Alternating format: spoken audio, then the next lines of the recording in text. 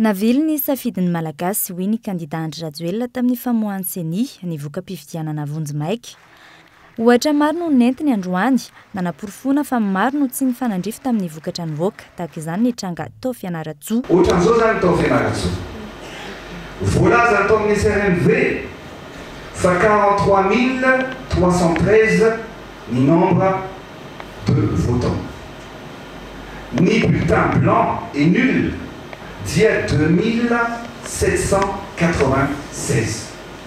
Raha alainao zany 43 313 io, analanao an'le blanc et nul 2796 dia mameno soratra menamena io 40 517.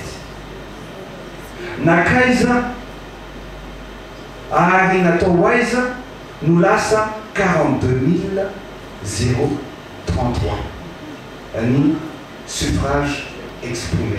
Ny suffrage exprimé zany raha ohatra ka atao fotsiny mikatsikatsy dia nampitomborona 4% ny isan'ny mpividy tao amin'ny districta ny Fianarantsoa. Ny isan'ny mpividy ny candidat numéro 13 dia nahena 4,65%. Dia mba eritreretinareo firy districta firy ohatran'izao no zavatra natao. Districta firy ohatran'izao no nangalanam-bary toy izao. Raha ireo no jerena, hita fa nampiakarina ny isan'ny mpifidy ary nahena no vatoazon'ny kandida Andry Rajoelina. Tsy mifanandrify tahak'izay avokoa amin'ny ankabeny ny voka-pifidianana navoaka ny seni sy ny voka-pifidianana mikirakirana teo amin'ny fibe toerana Arena. Le 8e dia voalaza isika fa nahazo 44%. Rehefa miakatra zany ny vokatra eto Antananarivo dia kinay io tena d'accord mihitsy zay hoe 44% izahay araka ny teneniko anareo teo raha eto Antananarivo tsy ny manodidina. Dia mbola miakatra ihany tany amin'ny faritra nandresentsika dia mbola midina ihany tsika 39-29. Dia midina fontsika miakatra ve zaho ny any amin'ny faritra dia kena hoe tsy mihetsika amin'ny 39%. Tonga an'io dia le zavatra antenentsika tamin'ny voalohany. Rehefa miakatra plus de 50% ny candidat numéro 13 dia ampitomboana ny samy mpividy dia zaraina ny vato dia mijanona eo amin'ny 40% foana isika. Truqué logiciel io. Malona ireo rehetra ireo anefa matoky ny fahendren'ny fitsarana avy momba ny lalam-pandrenana ny kandida Andry Rajoelina amin'ny fijerena akaiky ny mikasika ireo lesoka tamin'ny famoaham-bokatra Vonjimaiky iny.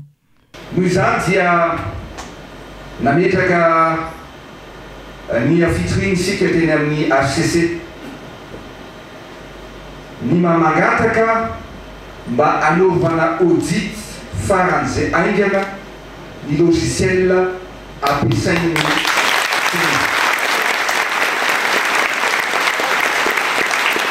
efa nanafatra expert ao amin'izany koa tsika raha ilaina dia tsika ka mangataka koa isika eo anivon'ny seni mba hampanao confrontation efa voahomana daholy jerevana PV par PV ary jerevana daholy vakina préparé.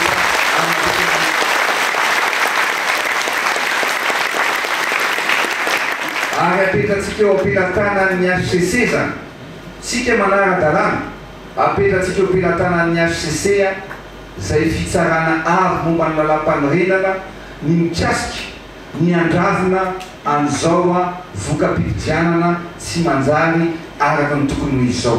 Za manazany lalàna zay avoakan'ny HCC eo matoko ny fahendreno zareo dia ekeko ary vonona ny ady hatramin'ny farany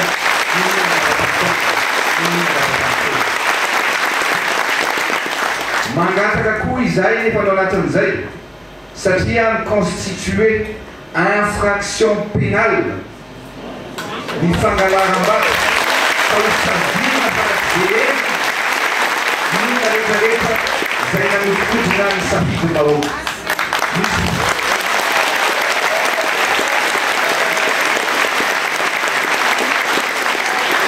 Misy fitorina maro napetraka ihany fitoriana maro miaraka amin'ny porofo tena izy ka izao okizay kolikoly okizay fanikodronana ny safidim-bahoaka aoka mba ho sazina ireo zay mbola mihevitra ilalao amin'ny fiainana.